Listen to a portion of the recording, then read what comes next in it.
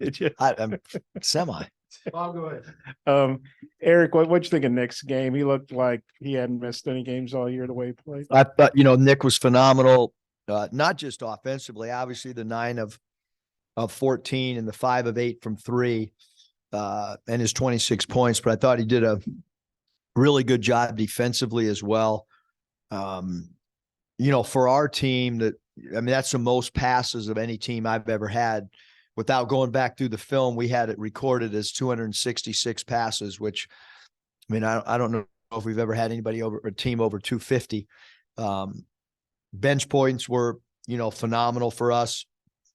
I thought basically everybody that checked in the game tonight really contributed, but Nick obviously changes who we are with his perimeter shooting. And, tonight, his three balls also opened up other looks for other guys from 3-point range as well. So really good game on both sides of the floor tonight for us.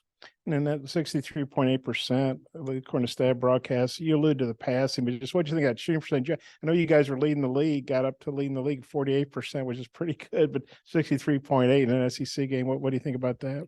Yeah, I think that our team has done a really good job of understanding our strengths and our weaknesses, especially offensively. You talked about the field goal percentage because, we have not been a team that's made many threes this year.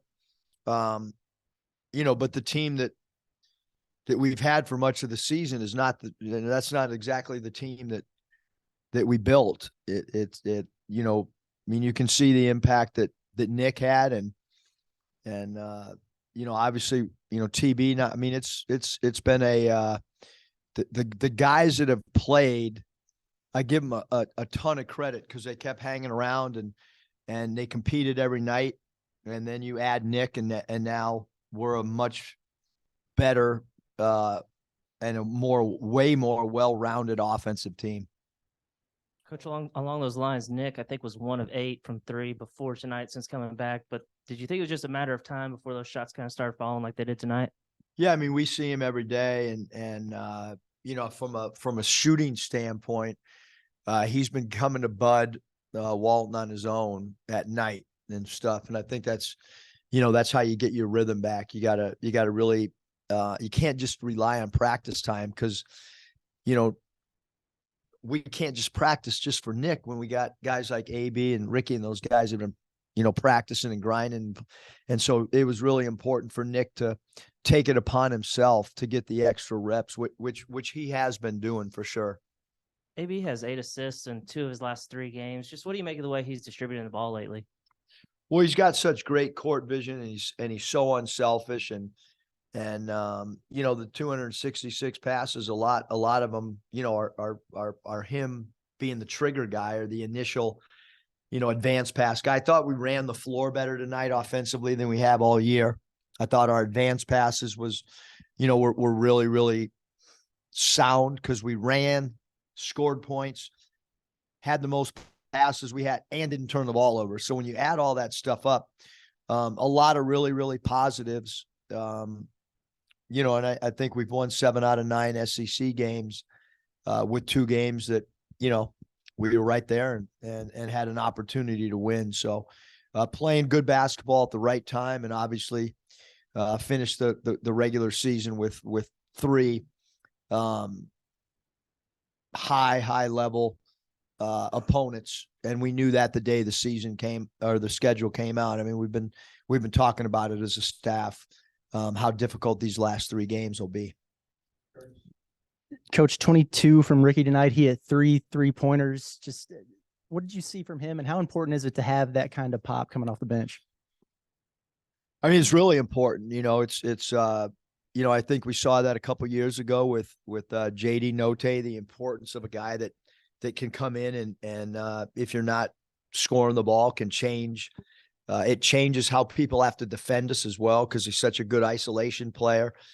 He's such a good free throw attempt player. So it certainly changes, who we are,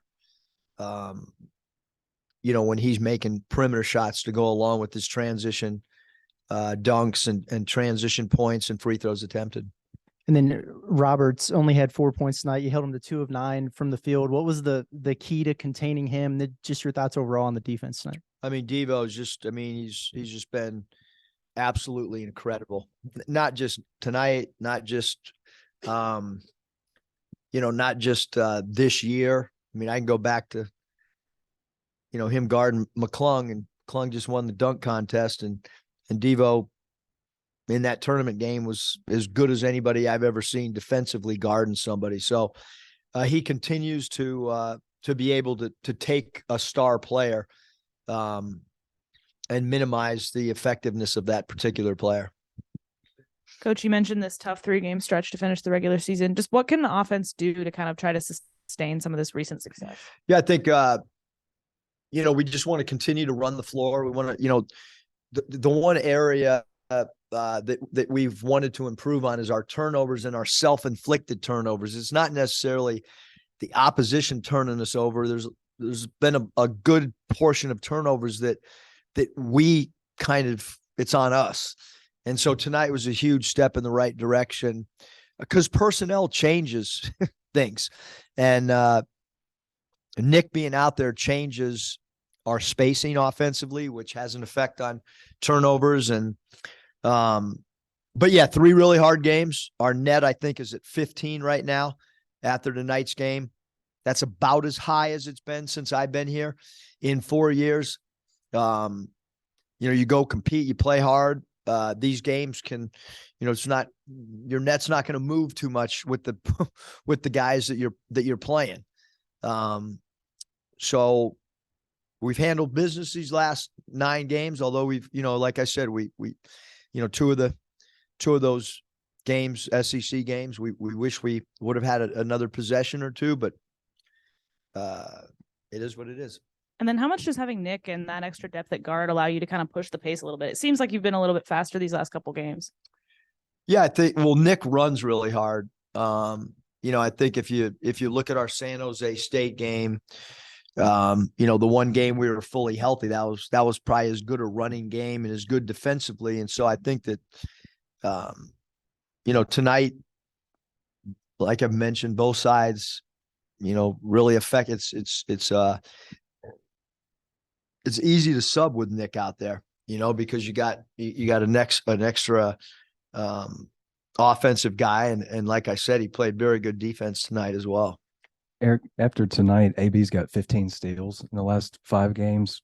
Where have you seen him maybe grow the most as a defender, maybe down the Yeah, stretch? I mean, the one thing, Scott, we just kept talking to Nick or to Anthony about is getting lower. I think he's, when he gets low defensively, he's got such great hands, such great anticipation. And I think you're seeing his growth as a defender right before our eyes. You mentioned the steals in a minimal amount of games. He is playing much improved defensively here down the stretch. And a lot of it has to do with getting low and picking up the ball earlier than he was. He's picking the ball up more in the backcourt. He's picking the ball up higher at the half court mark, which we felt like midpoint of the season, we were not creating enough steals. And then sticking with defense, I think you mentioned earlier that Nick did a good job defensively. How so? Like what's jumped out to you? Being in the gaps, being able to, be a help defender and recover back to his own. Right now in pick and roll defense, we've been really, really good in our coverages and keeping the ball in coverages. Our bigs have done a phenomenal job, and our guards, because they go over a lot in those defensive situations, they're pursuing and rear view mirroring, as we call it. And I thought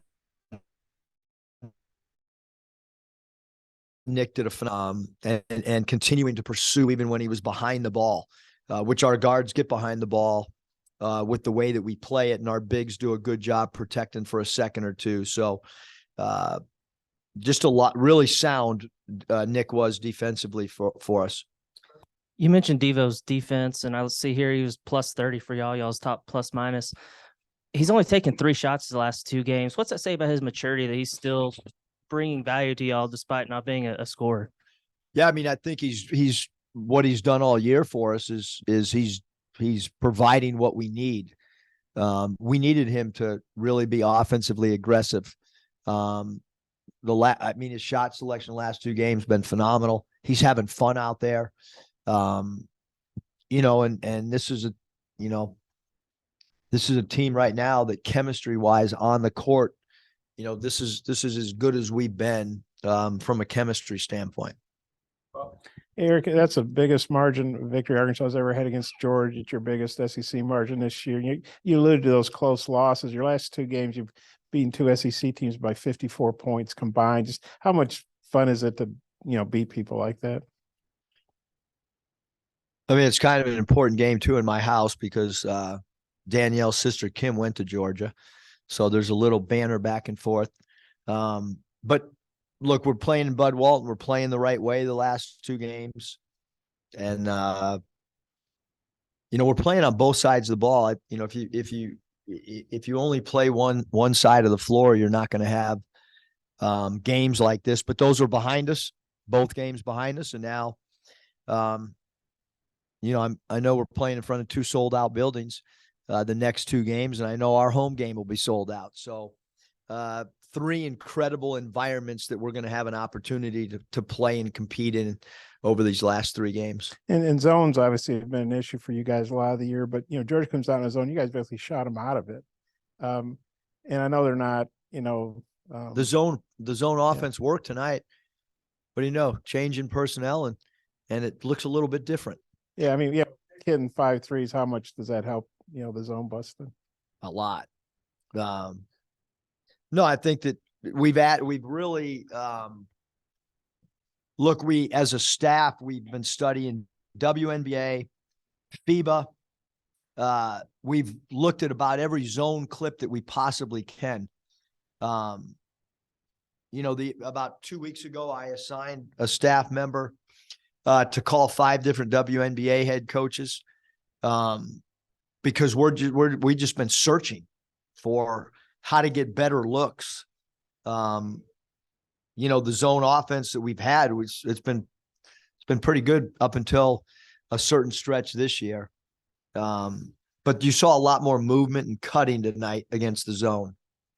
And follow up on Devo, what Andrew asked, I mean, he doesn't let the lack of shots affect his defense or what else. He seems pretty happy out there. He's still playing a lot of minutes. What do you think that says about him? I guess his maturity and everything.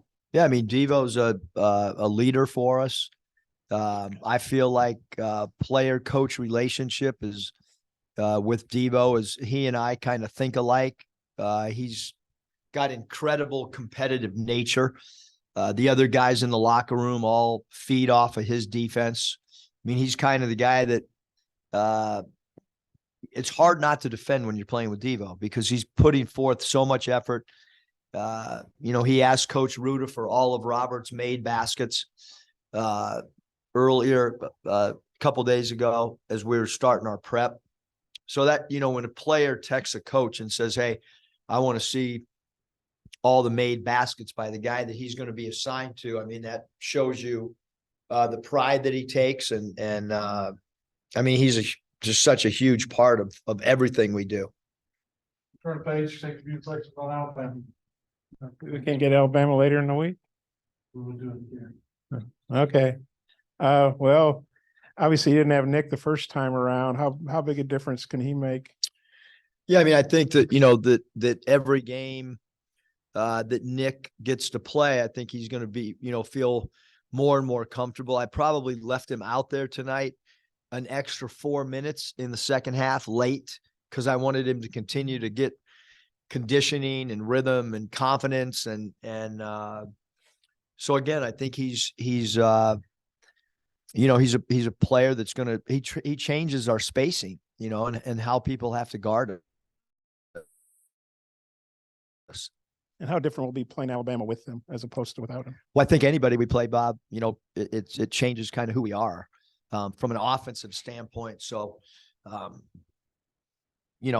mean, for us, it's we defended them pretty well for most of the game, and they got hot down the stretch, and they're an explosive offensive team, so we're going to have to defend and then offensively, they're a they're such a great defensive team. We're going to have to share the ball like we did tonight and find the ball's got to have eyes and find open people. And you can't force things against their defense. And they obviously played really well here. I think that's your worst loss you've had at home. The late run. Just what do you think, Alabama overall? They've obviously been playing really well all year. Yeah, I mean, you're talking about the, a number one team at one point, number two in the nation, an explosive offensive team, and a team that's phenomenal defensively as well. Eric, just I guess compared to when Bama came here last month, do you see any differences in the way they're playing, if any? No, I think they've been really good all year. I mean, you can look at, games at Houston. I mean, they've been good in my opinion, the whole year. They've been one of the best teams in the country the entire year. I think Makai tonight, I think he matched a season high with 4 assists. What'd you think of his interior? He was passing great. tonight? He really was, Scotty. I mean, we've really worked with Makai on reverse dribble handoffs out of the post. We're throwing the ball into him a little bit more and using him as a trigger man or a quarterback. His throw and chases on the weak side or second side have been really good. I thought he was a big part of our offensive movement because bodies were moving quicker. There was a lot less standing than there has been at times this year. Our open offense has not been what it has been the last 3 years, and it's been something we continue to work on a daily basis. And tonight, I thought we cut harder without the ball than maybe we had all year. But Makai was a huge part offensively of using him kind of as a quarterback or a trigger man. I know every game takes on its own theme, but just how important have these last two been for you guys in terms of just building momentum and confidence? What kind of place do you feel like you're in heading into a game like this Saturday? Yeah, I mean, I think we're in a good space, but as I tell you guys all the time that, and I told the locker room, like, Florida game's over, this game's over, we'll go play the Alabama game. That game's going to be over. We play Tennessee, so, we put ourselves in a fairly good position based on how we played the last two games from a chemistry standpoint. Continue to build confidence, to continue to buy into schemes on both sides of the floor, and I think that's where we're at right now. I think we're in a good spot, but we're playing two of the best teams in the nation in front of sold-out buildings the next two games. Brandon Miller, he's obviously was playing at a high level here. He's kept playing at a high level. What are your thoughts on him? I mean, they have so many weapons. I mean, Miller's one of the best catch and shoot 3-point guys in the league. Problems with his dribble penetration, and obviously you don't want to give up threes. And Quinterly does a great job of creating pace of play for them. Clowney hit a huge three in the right corner again, and Badiako inside is a great shot blocker and a rim protector. So they in the year and gives them added depth at the guard position as well and the wing position. So, I mean, there's a reason they're ranked where they are. They're really, really good. They're really talented. I think they're the only SEC team that hadn't lost at home all year, in conference or out of conference. I know A&M hadn't lost a conference game, but they lost to Wofford, and however that happened. Just how tough is it going to be to try to be the first team to beat Alabama at their place? Yeah, I think we've really, you look at our road games, and Baylor's a hard place to win, and we gave ourselves a chance to win. A&M, I mean, we played really well for a lot of that game. So you want to compete. You want to try to minimize the crowd involvement in the game, and you have to do that by defending. And Alabama's a really hard team to defend because of their spurt ability, because of their dribble drive, along with their 3-point accuracy. So, got to get ready the next 2 days. Thanks, everybody. Eric,